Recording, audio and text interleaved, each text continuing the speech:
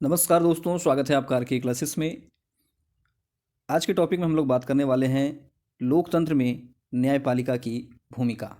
GS paper 2 से संबंधित है। विस्तार से इसको देखेंगे। शुरू करने से पहले यदि आप इस चैनल पर नए हैं तो चैनल को जरूर सब्सक्राइब करें, पास वाले बेल आइकन को दबाएं। वीडियो अच्छा लगता है तो इसे लाइक और शेयर जरूर करें। इसके अलावा नीचे में मेंस स्पेशल जो है चैनल दिया गया है, उसको भी आप ज्वाइन कर लें। काफ़ी कम लोगों ने भी ज्वाइन किया है, इसलिए वहाँ पर जो है वीडियो अपलोड नहीं हो रहा है। आगे में वहीं पर जो है हम लोग मेंस के टॉपिक के लिए चर्चा करेंगे। तो चलिए शुरू करते हैं। लोकतंत्र एक ऐसा शासन पद्धति है जिसमें जनता अपने प्रतिनिधियों को चुनती है। ये प्रतिनिधि हमारी आकांक्षाओं को ध्यान में रखकर शासन का संचालन करते हैं। हमने जिन्हें चुना वे ही शासन को आगे बढ़ाते हैं। लोकतंत्र में अधिकार सबसे महत्वपूर्ण है और हमारे संविधान में एक ऐसा प्रावधान किया गया है कि यदि हमारे अधिकारों का हनन हो तो हम न्यायालय की शरण ले सकते हैं। कहता है इसके लिए शासन के तीसरे महत्वपूर्ण अंग के रूप में एक निष्पक्ष और मजबूत न्यायपालिका की व्यवस्था की गई है। यदि हमारे अधिकारों का हनन होता है तो हम लोग न्यायालय की शरण ले सकते हैं। हमारे अधिकार तथा कानून के शासन को सुनिश्चित करने हेतु न्यायपालिका एक सक्रिय भूमिका निभाता है ताकि हमारे अधिकार और चलाए जा रहा जो शासन है वह कानून के अनुरूप हो, नियमों के तहत हो। बात करें लोकतंत्र की विशेषता की तो कहता है लोकतंत्र का शाब्दिक अर्थ है जनता का शासन, और जनता का शासन ही सरकार को सच्चे अर्थों में वैधानिकता प्रदान करता है। अब्राहम लिंकन के अनुसार लोकतंत्र जनता के द्वारा तथा जनता के लिए शासन है। इस प्रकार यह एक ऐसी व्यवस्था है जिसमें जनता अपनी मर्जी से अपने ही बीच से अपने लिए प्रतिनिधियों को चुनती है। इस व्यवस्था में सभी का समान अधिकार होता है। देश के लोगों का इस व्यवस्था के संचालन में समान अधिकार होता है। कहता है एक अच्छा लोकतंत्र वह लोकतंत्र है जिसमें राजनीतिक सामाजिक नीति के साथ साथ आर्थिक न्याय की भी व्यवस्था की गई हो, उसे एक सर्वोत्तम लोकतंत्र का उदाहरण माना जाता है। इसके अलावा लिखित संविधान, विधि का शासन, मानव अधिकारों की उपस्थिति, कार्यपालिका, विधायिका और न्यायपालिका के बीच शक्तियों का पृथक्करण आदि लोकतंत्र का एक आधारभूत लक्षण है। बात करें विधायिका की भूमिका की तो कहता है कि केंद्र सरकार संसद जो है ये केंद्र सरकार का विधायी अंग है। संसदीय प्रणाली अपनाने के कारण भारतीय लोकतांत्रिक व्यवस्था में भी संसद का विशिष्ट स्थान है, बल्कि यह सर्वोपरि है।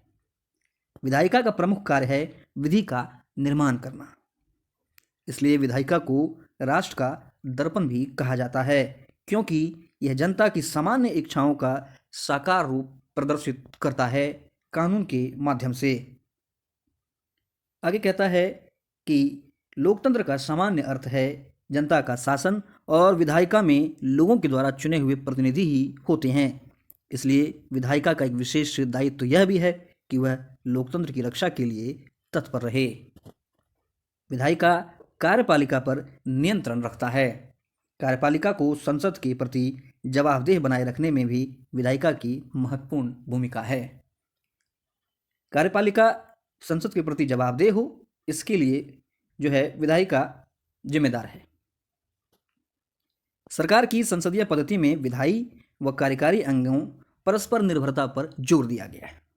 संसदीय पद्धति में विधायी व कार्यकारी अंगों पर परस्पर जोर दिया गया है। इसके साथ ही विधायिका जो है जनता की इच्छाओं एवं हितों का भी संरक्षक है। बात करें अगर न्यायपालिका की भूमिका की तो कहता है कि भारत में कानून के शासन को लागू करने हेतु एकीकृत न्याय व्यवस्था है। इस व्यवस्था के अंतर्गत कई न्यायालय हैं जहां नागरिक न्याय हेतु शरण ले सकते हैं और लेते हैं। न्यायपालिका लोकतांत्रिक व्यवस्था को बनाए रखने में अहम भूमिका निभाता है। भारतीय संविधान की व्यवस्था का अधिकार मुख्य रूप से न्यायपालिका के पास है। यदि न्यायपालिका को लगे कि संसद द्वारा बनाया गया कानून संविधान के मूल ढांचे का उल्लंघन है तो न्यायपालिका ऐसे कानून को रद्द कर सकता है। संविधान की व्याख्या का अधिकार मूल रूप से न्यायपालिका के पास ही है, और यदि न्यायपालिका को लगता है कि विधायिका के द्वारा बनाया गया कोई ऐसा कानून जो नागरिकों के अधिकार का हनन करता हो या संविधान के मूल ढांचे का हनन करता हो, तो न्यायपालिका को यह अधिकार है कि वह ऐसे कानून को समाप्त कर सकता है। न्यायपालिका की इस प्रक्रिया को न्यायिक समीक्षा भी कहते हैं। संविधान के अंतर्गत नागरिकों को दिए गए मूल अधिकारों का संरक्षण करता न्यायपालिका ही है। हमारे जो मौलिक अधिकार हैं इनका संरक्षण न्यायपालिका के द्वारा ही होता है। न्यायपालिका सरकार को गैर संवैधानिक एवं गैर लोकतांत्रिक कार्य करने से भी रोकता है। इस तरह न्यायपालिका लोकतंत्र में अपनी महत्वपूर्ण भूमिका का निर्वहन करता है। देखेंगे आगे, टकराव की स्थिति होती है कार्यपालिका एवं न्यायपालिकाओं के बीच में। कहता है भारतीय संविधान में शक्ति पृथक्करण की व्यवस्था है। यह प्रावधान अनुच्छेद 50 में दिया गया है। संविधान की व्याख्या का अधिकार जो है ये मूल रूप से उच्चतम न्यायालय को है। इसलिए शक्ति या अन्य किसी मुद्दों पर कभी कभी कार्यपालिका एवं न्यायपालिका के बीच टकराव की स्थिति उत्पन्न होती है। टकराव का मुख्य बिंदु है उच्चतम न्यायालय द्वारा प्रतिपादित आधारभूत ढांचे का सिद्धांत, क्योंकि उच्चतम न्यायालय जब अब किसी निर्णय को या किसी कानून को निरस्त करती है तो वह जो है इस सिद्धांत को ही फॉलो करता है। कहता है न्यायालय के अनुसार शक्ति का पृथक्करण का सिद्धांत संविधान के आधारभूत ढांचे के अंतर्गत आता है। अर्थात शक्ति का पृथक्करण कैसा हो या किस तरीके से होना चाहिए इसके व्याख्या का अधिकार भी जो है न्यायालय के पास ही है। और ये जो अधिकार है संविधान ने इसे, न्यायपालिका ने इसे संविधान का आधारभूत ढांचा माना है। इस हिसाब से कहता है हालांकि अनुच्छेद 368 के तहत सरकार संविधान में संशोधन कर सकती है, लेकिन न्यायालय द्वारा प्रतिपादित आधारभूत ढांचे का सिद्धांत सरकार की शक्ति को सीमित करता है। तो इस चीज को हमें ध्यान में रखना है। संशोधन का अधिकार तो सरकार के पास है, किंतु सरकार आधारभूत ढांचे में छेड़छाड़ नहीं कर सकती है, और आधारभूत ढांचा क्या है क्या नहीं है ये बताने का अधिकार न्यायपालिका के पास है। तो संशोधन की शक्ति को कहीं ना कहीं मूल ढांचा का जो सिद्धांत है वह सीमित कर देता है, और ऐसी स्थिति में टकराव की स्थिति जो है उत्पन्न होती है।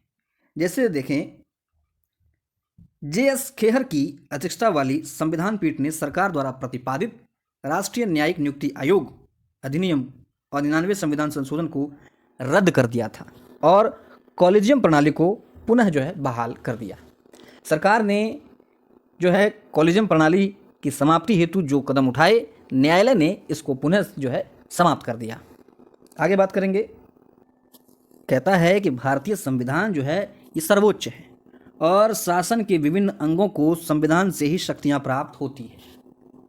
ऐसे में शक्ति पृथक्करण के सवाल पर एक दूसरे के अधिकारों का सम्मान होना आवश्यक है। सभी जो तंत्र हैं उनके अलग अलग अधिकार हैं। ऐसे में ये सभी तंत्र अपने अपने अधिकारों का सम्मान करें, क्योंकि लोकतांत्रिक व्यवस्था में कोई भी संस्था सर्वोच्चता का दावा नहीं कर सकता है। ये नहीं कहा जा सकता है कि कोई एक संस्था अगले से ज़्यादा सर्वोच्च है। तो ऐसे में सरकार का दायित्व है कि लोकतांत्रिक तरीके से जनता के हित में शासन कार्य को संपादित करे। ये था आज का अपना टॉपिक। उम्मीद है आपको ये पसंद आया होगा। वीडियो अच्छा लगा तो लाइक और शेयर जरूर करें। मिलते हैं अगले किसी